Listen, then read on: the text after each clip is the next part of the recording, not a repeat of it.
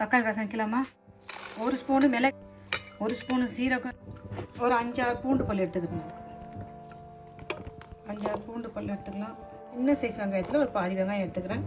இதில் ஒரு பச்சை மிளகாய் போட்டுக்கிறேன். இது கொஞ்சம் அரைச்சி கொண்டு வந்துடலாம். திட்டமாக கொஞ்சம் எண்ணெய் ஊற்றிக்கலாம். கடுகு போட்டுக்கிறோம். கொஞ்சம் கருவேப்பிலை போட்டுக்கிறோம். நறுக்கணும். ஒரு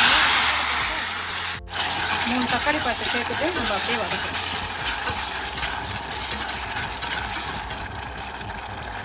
உப்பு சேர்த்து வதக்கலாம். கொஞ்சம் உப்பு சேர்த்து வதக்கினா சீக்கிரம் வதங்கிடும். உப்பு சேர்த்து இதில் வதக்குறோம். இதில் கொஞ்சோண்டு மஞ்சள் தூள் போட்டுக்கலாம். இல்லை கொஞ்சோண்டு மிளகாய் தூள் போட்டுக்கலாம். மல்லித்தூள் 1 ஸ்பூன் போட்டுக்கலாம். மஞ்சள் தூள், மிளகாய் தூள், மல்லித்தூள் போட்டு இதை அப்படியே வதக்கலாம்.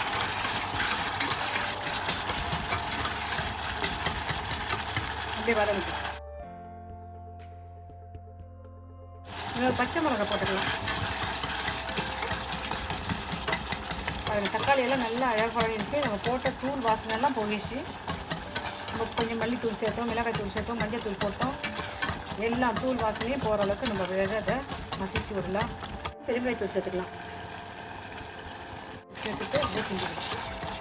ரசத்துக்கு அரைச்சல அந்த மசாலா பாருங்கள். ரசத்துக்கு மிளகு, சீரகம், வெங்காயம், பச்சை மிளகாய், பூண்டு இது போட்டோம் இல்லையா, இதை சேர்த்துக்கிட்டு நம்ம அப்படியே வதக்கலாம். கொஞ்சமாக புளி தண்ணி சேர்த்துக்கலாம். நிறைய வேணாம், கொஞ்சம் தண்ணி போடும். ஏன்னா எனக்கு தக்காளி பழம் தான் அதுக்கு புளிப்பு தரணும்.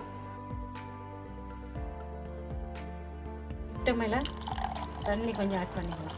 திட்டமாக தண்ணி சேர்த்து இதை கலக்கி விடுவோம். கொத்தமல்லி தழை சேர்த்துக்கலாம். கொஞ்சம் கொத்தமல்லி தழை சேர்த்துக்கிட்டு நம்ம கிண்டி விடுவோம்.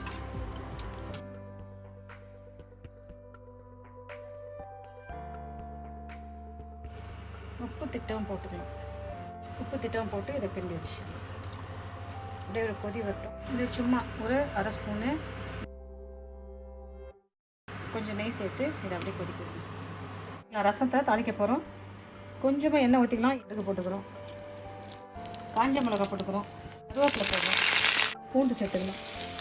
பூண்டு சேர்த்து சும்மா இதை அப்படியே நம்ம ரசத்தில் இப்படி கொட்டலாம்.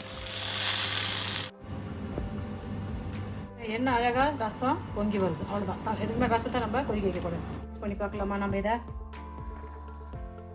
பாருங்கள், என்ன அழகான சூப்பரான சுவையான ஆரோக்கியமான தக்காளி ரசம் ரெடி பண்ணிட்டோம். நீங்களும் வீட்டில் இதே மெத்தடை செஞ்சு பார்த்துட்டு உங்கள் கமெண்ட் சொல்லுங்கள்.